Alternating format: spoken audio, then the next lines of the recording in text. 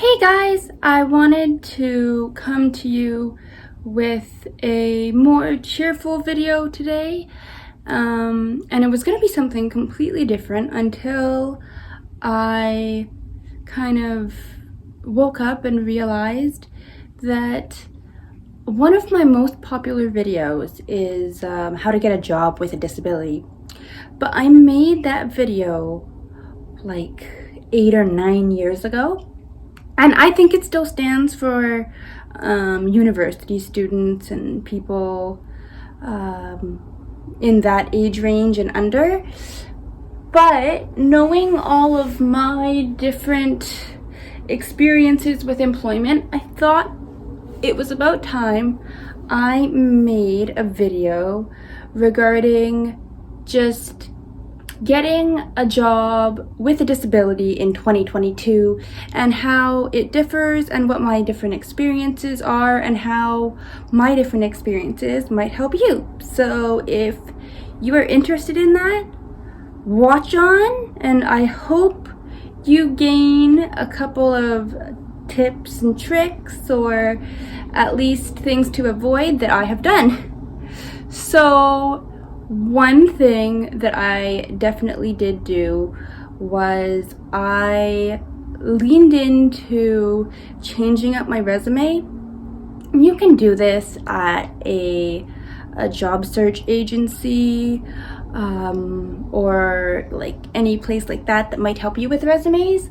For me, where I had gone to all of those places by that point, and I wasn't liking the results they were giving me because I got a lot of positions that were like temporary or contract positions, which are great, but they don't really provide you financial security if they can't hire you on full-time afterwards, right? They like use you for the grant they have until the money runs out, and then it's on to the next job.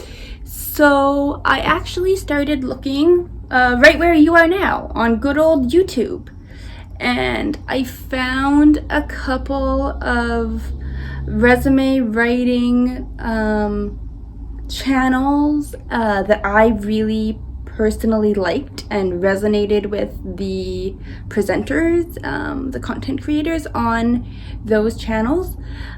And I created a resume that was unique to me, that was definitely my style, but still got everything I needed to get in there in 2 pages, which I thought was impossible, but you know, I can do it. And if I have to go on to 3 pages, I'll do it for some jobs. But I feel like those jobs I pick and choose, and when I go on to 3 pages, I'm like, screw it, because I'm worth it. Like, you know those jobs that you really, really want to get versus the jobs that you're like, yeah, it would be nice, but if I got a different one, I would be completely okay. Try looking on YouTube and seeing what the different resume styles are, or if there are any resume sites that might help you out. If I can find the ones I used, I will put them down below. Again, I like them, so I'm sharing them with you. I'm not sponsored in any way, not asked by them to advertise or anything. Number 2 is I actually took advantage of COVID, because during the lockdown, I think a lot of people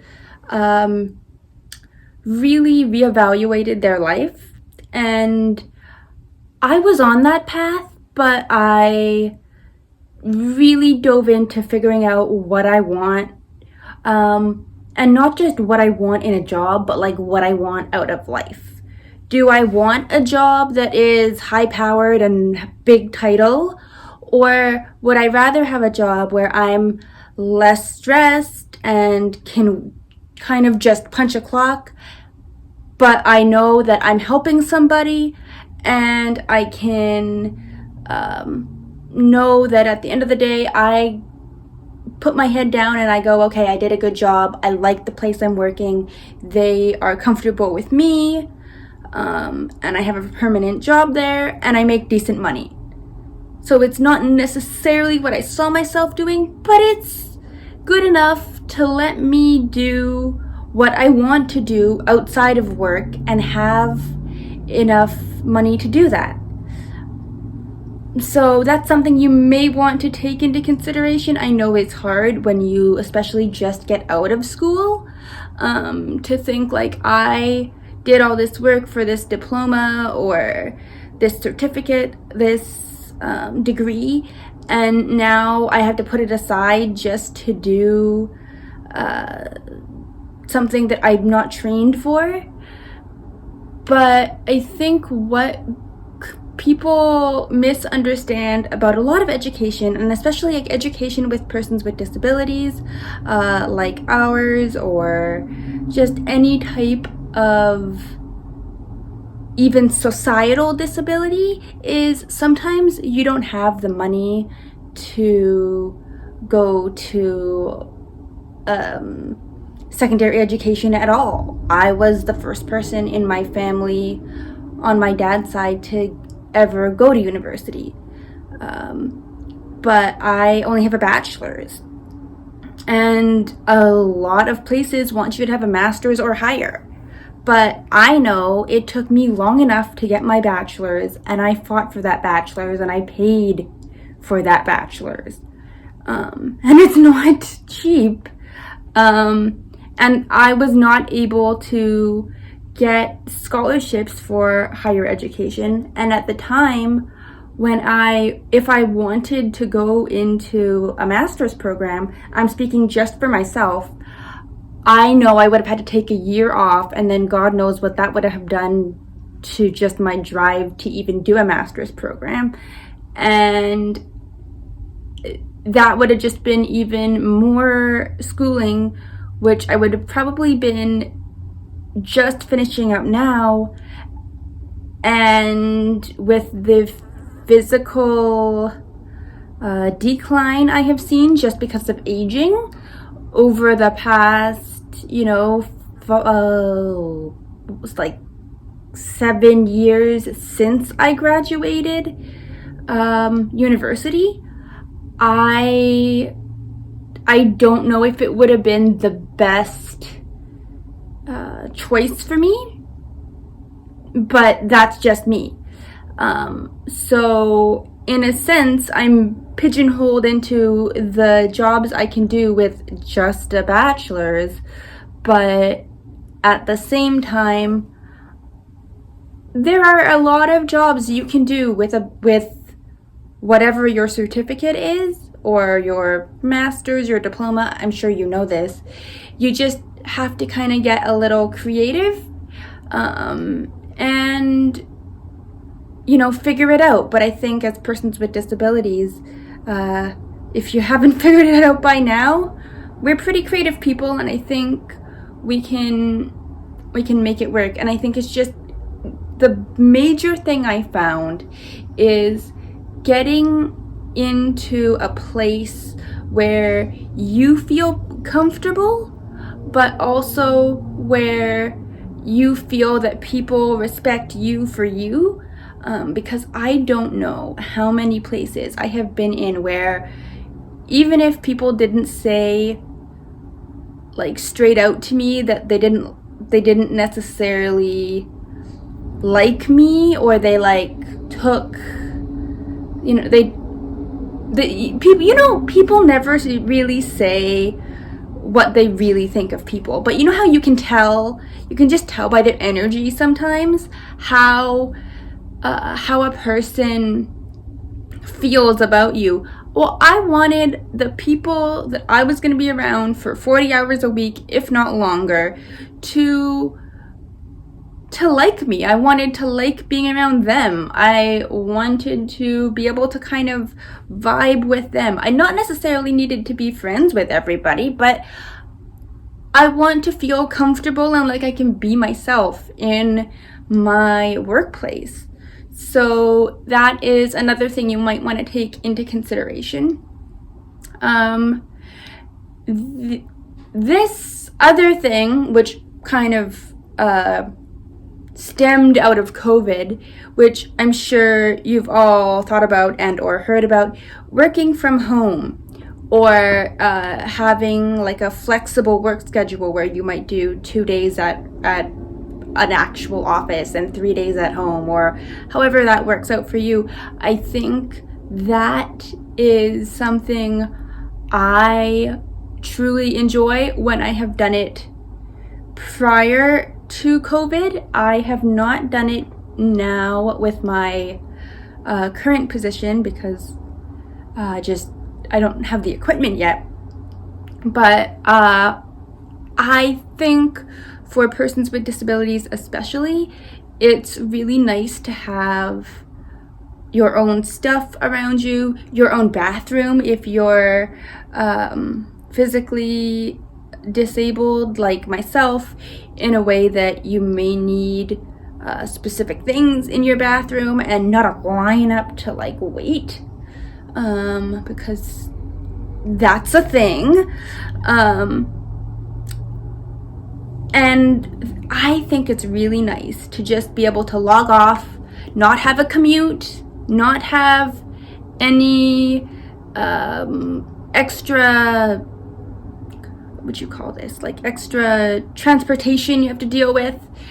Just be able to leave your office, shut the door, and get on with your life. I think that sort of work-life balance is a very big thing for me, and is, in a way, one of the things that I prioritize even over money, in a sense, because if I can work for somewhere that will pay me, you know, maybe $1 or $2 less than another place, but they're nice and they're understanding and they let me work from home, and everything else is the same as the other, another potential position. Wow, that is very hard to say early in the morning. Another potential position. Well, I might go for the one that pays less and see if I can get an extra hour or two, or not care. But that's a personal choice as well. But in terms of actually finding a position, I would say look on different internet like job boards, and or through your friends. They can have a lot of different positions. Tell your friends that you are looking, because I know I have a lot of friends now who, if they see a posting on Facebook or LinkedIn or something, they will just message it to me and be like, hey, I don't know if you're still looking, but hey, like, I saw this and I thought of you, right? And there's nothing wrong with applying for a position once you already have a position, just to apply and see if you get it. And then if you get it, then you can, decide. But it's always good to have a job before you quit a job. And I know that. And I saw that in one of my previous comments, but I didn't answer it only because obviously I would have done that in the position I was in a couple weeks ago if I had the choice. But when they literally tell you, like, sorry, your contract is up, or you know what, we're gonna have to let you go, like, you don't have any other choice, and getting a position as a person with a disability is hard anyways. Which leads me into my last point, which is just, I was always against like phone jobs. I don't know what my thought was, I have 2 degrees, I've been to university, why am I doing a job that is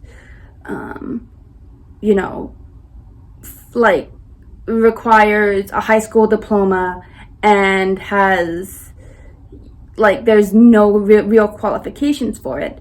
And then I realized,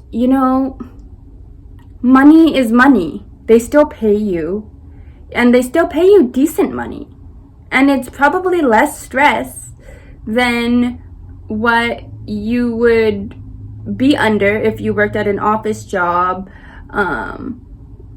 editing articles and posting on social media or whatever you're doing.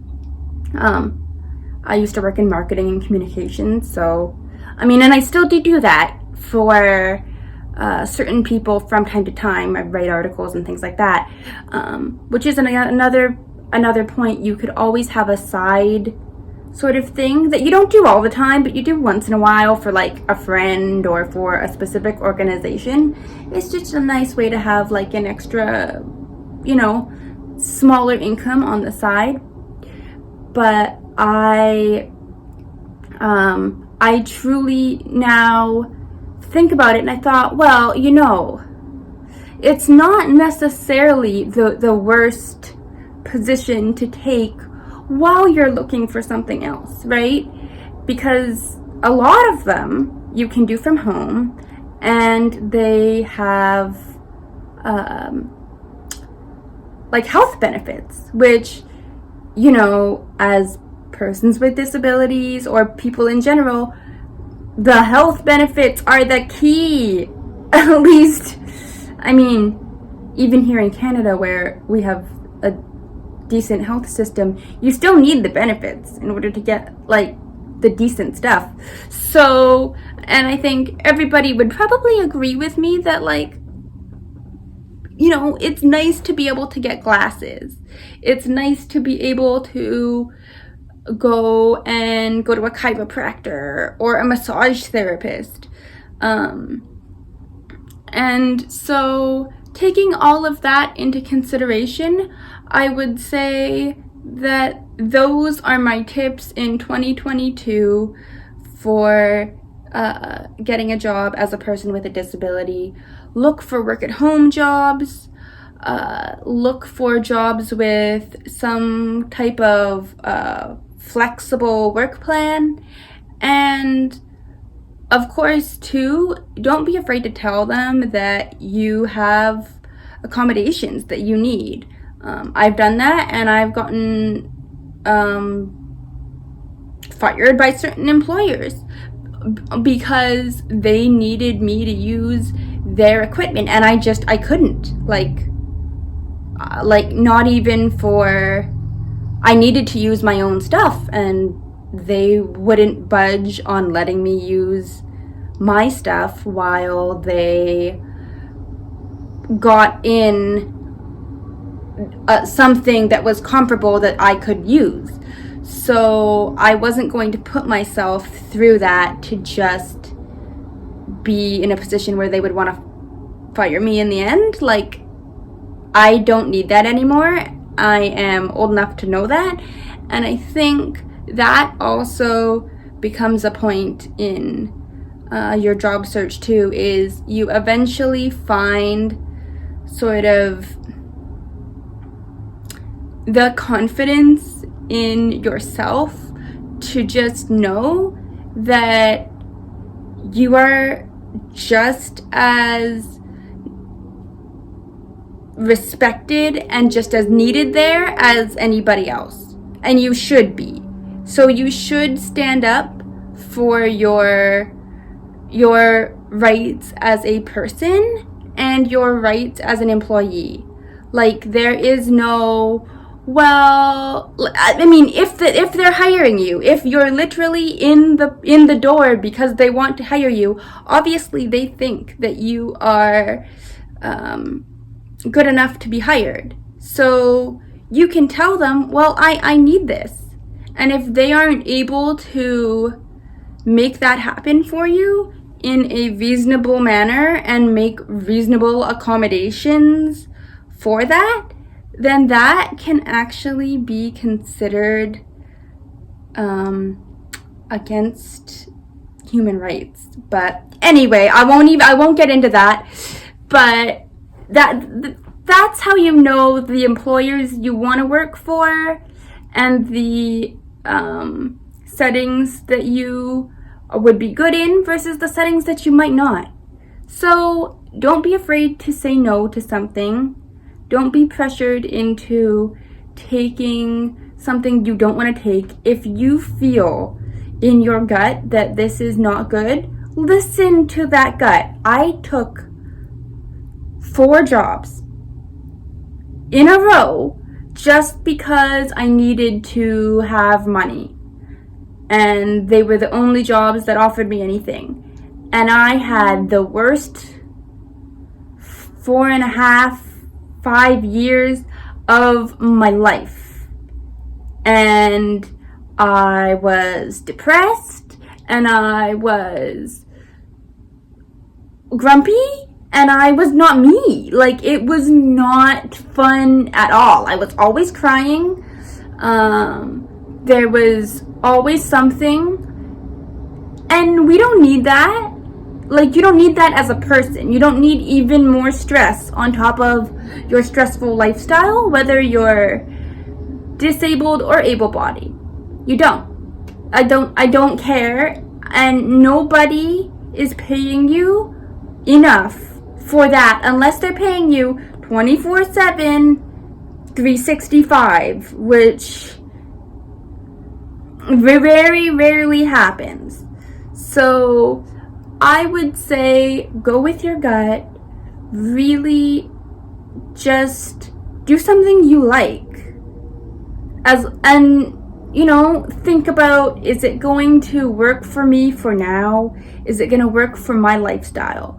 Can I make this work into my lifestyle? Does it mean that I have to work part-time versus full-time? Can I do a part-time job and then some type of freelancing on the side? All of those different things. Your job doesn't have to look like your typical 9-to-5 job, because those are kind of the way of the past. Don't tell my mom I said that. She will kill me.